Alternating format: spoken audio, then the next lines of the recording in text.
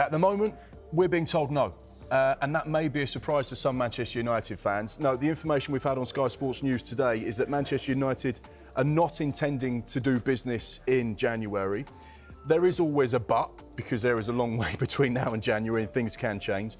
And that's obviously with the backdrop that they will be losing players to AFCON in December as well. We know that they are interested in a number 6, a holding midfielder, someone who can be that pivot in front of the back four. That was a target for Ruben Amorim over the course of the summer. They weren't able to action that particular position that they'd like to have done, but they do have an interest in Carlos Baleba, Adam Wharton and Elliot Anderson. So that is a role that they are looking to fill. But will it happen in January? We're being told that's not going to be the case. Alan, are you surprised by that? I wouldn't say I'm surprised by that, because I think Manchester United have started well. But when you look at them as a team, what would you say the weakness is? Well, it's definitely energy in central midfield area, and a younger midfield player, a pivot type player in that, what they've got at the top of the pitch at the moment, certainly would help their cause. I don't think they actually got financial room to do anything. You know, it was a pretty tight in the summer with the business that they did. So there's a lot of factors involved there. If I was Amorim, I genuinely think that I would stick at the moment. I think his team's done okay. I don't think they're under massive pressure to find Champions League position this year. He needs just a strong season to kind of stabilise that club, and then look to Europe next year, and maybe the summer window would make more opportunity for them. You mentioned PSR there, actually. Their turnover in the recent set of accounts to June 2025 was £666 million. And we know that turnover allows you to go and spend money. They were reasonably tight with regards to what they could do with PSR, but because they had quite an effective selling window with regards to Scott McTominay, Mason Greenwood, Alejandro Garnacho, and they got 3 players out on loan in Jadon Sancho, Rasmus Højlund and Marcus Rashford, which saves them around £700,000 a week. The 3 players they sold, being all from the academy, represent really good PSR profit. Yep. So actually they've got a little bit more headroom than perhaps people initially thought, because they were so good with the business they did with players getting out. So again, Manchester United fans will turn and say, well, actually, those problems that we had in the summer where we're a bit concerned about what we could spend and PSR rules, you've sorted that out kind of. So that means you have got some money to spend in January. And if we can sniff the Champions League, why wouldn't you go and back Ruben Amorim, particularly on this good run that they're on at the moment? Well, one thing I'd say as well, the narrative has been these 3 players who are going to the Africa Cup of Nations, in Brian Mbeumo, Amad Diallo, have been very key to them so far this season, and Noussair Mazraoui as well. But you've got to remember, these are not long-term injuries, these are not long-term absences. They're going to be out for 4 or 5 weeks. So Manchester United have got to think about this. Do they go into the market and bring in players to cover the players who are going to the Africa Cup of Nations? What happens when these players come back to the players that they've brought in? Do they then go onto the bench and then these players are back into the team? It's one of those ones where they've got to take a little bit of a step back. And as we've been mentioning before, I think they will only go into the market if there's a long-term injury, number one. And also if there's this market opportunity that they simply cannot turn down. Because just to substitute and bring in players who have gone to the Africa Cup of Nations, it's such a short-term absence for these players. When they come back, what happens? Yeah, well, there's also another case here where the balance of the squad, for the first time at Man United, for the last 2 or 3 years that I can remember, there's not noises coming out the training ground that there's bad attitude, bad situations going on, people falling out with each other. It seems to be like he's got a happier camp, right? So as a manager, if I was looking at that, I wouldn't want that to change at this particular time. I want to keep that very stable. So the 3 guys go to AFCON, okay, they go and do their work, but they're coming back, that's okay. Only, I think, a major injury will Man United react. About this lunchtime, we're going to talk about Manchester United now, because 11 games in, United are 7th, ahead of Liverpool and a point off the top 4. But will they look to strengthen? Well, Rob Dorsett joins us from England's training camp at Tottenham's training ground now. Rob, a very good afternoon to you. So, are United content with their squad right now? Yes, I think they pretty much are content with the squad, and so is Ruben Amorim as well. Now, look, the impression I get is that Amorim would like to strengthen, because Of course, you've got Benjamin Sesko, who's got an injury problem that we gave some more detail on yesterday on Sky Sports News. He's expected to be out until after the international break, several weeks, but they're monitoring him. And of course, they're going to lose Brian Mbeumo and Amad Diallo to the African Cup of Nations in about a month's time as well. So I think Amorim would like to strengthen, but the reality is United are not looking to strengthen in January. They're pretty content, very content, in fact, with the business they did in the summer. And if anything, that they may consider one or two outgoings, depending on who comes in. And the two obvious candidates there are Joshua Zirkzee and Kobbie Mainoo, both of who have had very limited game time this season under Ruben Amorim.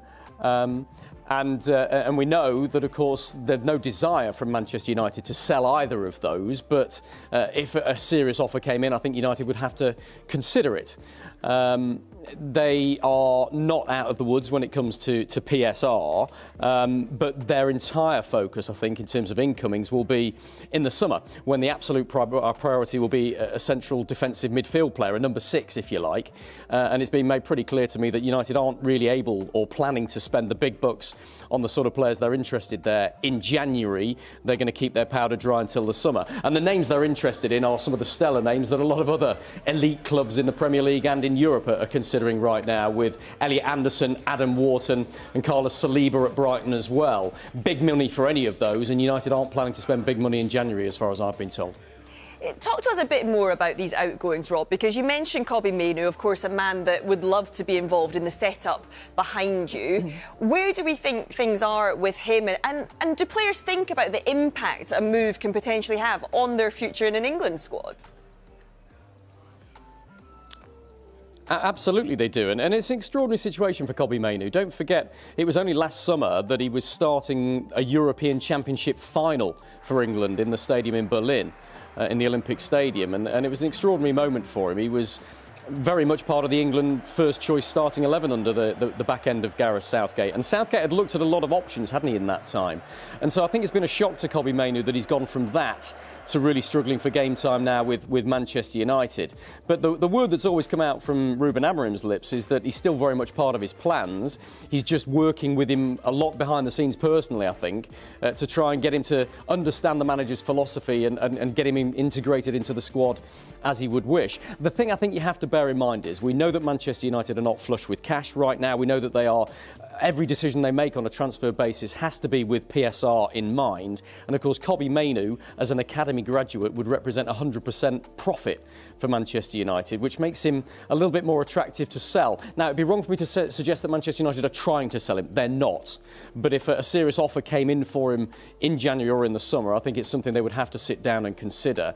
And the same of Joshua Zirkzee. We put a story out this morning saying that Everton are interested in the centre forward potentially from Manchester United. Had very little game time under Ruben Amorim. And we know that Everton are interested in Ivan Toney, who I think we're going to go on to discuss in a few moments as well. So Everton very much in the market for a striker this January if they could possibly get one in. Zirkzee is one of them who is on that list. But again, from United's point of view, with Diallo and Mbeumo and Sesko injured and the other two going to the African Cup of Nations, they don't want to leave themselves high and dry by allowing any players to leave in January that they may need for the rest of the season. So I think it's quite a complicated transfer situation for Manchester United right now, and there's a lot of moving parts. What I'm talking to you about now could well change by the time we get to January, depending on the form and injury of players elsewhere. Yeah, look at some of the summer signings there. It was one of the most expensive and exciting windows of all time, but we're 11 Premier League games in. Mark, who, if anyone, has truly lived up to their expectations? Because they're pretty big expectations with the kind of money involved. Well, like we say, £3 billion spent, and every single football fan is crying out for their club. Sign some players, spend some money, bring in some new faces. We're desperate to see it. And clubs sometimes are reluctant to go into the window, go into Europe to sign players that don't fit the bill, because if you get it wrong, it can be an expensive mistake. And that's where clubs don't want to be, looking back and regretting potential transfer targets that they brought into the club for big money, because it can completely affect the way things happen moving forward. It can affect the dynamic of the team, their league position and the pressure on the manager. So try and get the recruitment right. The other thing to point out, Joe, is when do you judge a new signing? Is it after 11 Premier League games, or do you need to give them 12 months? 18 months. And a lot of sporting directors and managers will say, look, we want the players to get off to the most fantastic start, but it's not always possible. Here is the first 8 of the biggest signings this summer in the Premier League. I know you can see a lot of Liverpool, Manchester United, the big clubs that have made big investments in players. And straight away, how many of those do you say have made the impact that the fans, the head coaches and the sporting directors would have hoped for?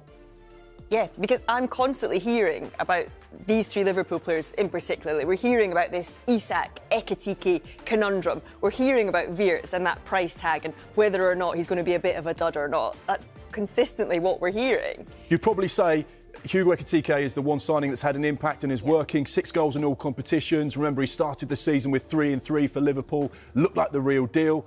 Alexander Isak, on the other hand, no Premier League goals, just the one in the League Cup. And obviously when he turned up at Anfield, he wasn't quite fit because of what had happened over the course of the summer. Nick Voltemade, I think he's had a really good impact with his goals, but his performances need to be better. And Newcastle fans can see already the type of player he can be. There's a connection there, so you'd say that his impact has been good. The same with Mbeumo, 5 goals in the Premier League with 1 assist. Benjamin Sesko not quite hit the ground running.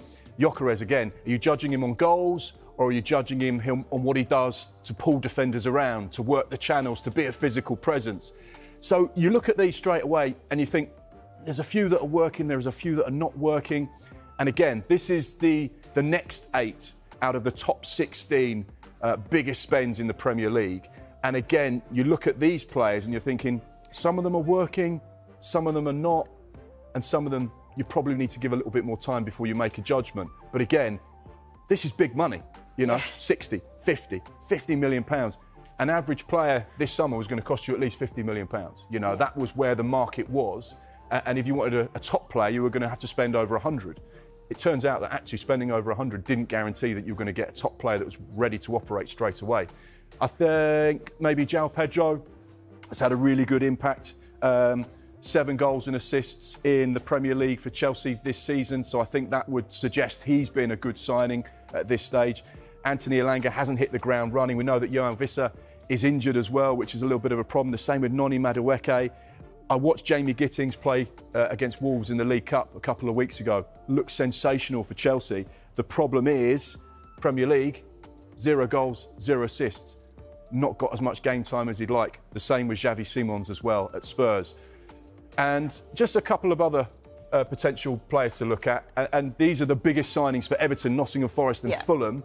And straight away, Amari Hutchinson there in the middle for Nottingham Forest. I loved him at Ipswich, watched him in the Championship. I thought he was sensational for Kieran McKenna. Not worked so far at Nottingham Forest. He hasn't had a single Premier League start. Tyler Dibbling from Southampton. Again, we know that Jack Grealish has been brilliant. So therefore, his impact in the team has not been as great because he's had to get past a really talented, experienced player in Jack Grealish. But again, at Everton, that one's not quite worked out. The same with Kevin at Fulham. Their record signing, they were hoping he'd have an impact from Shakhtar Donetsk.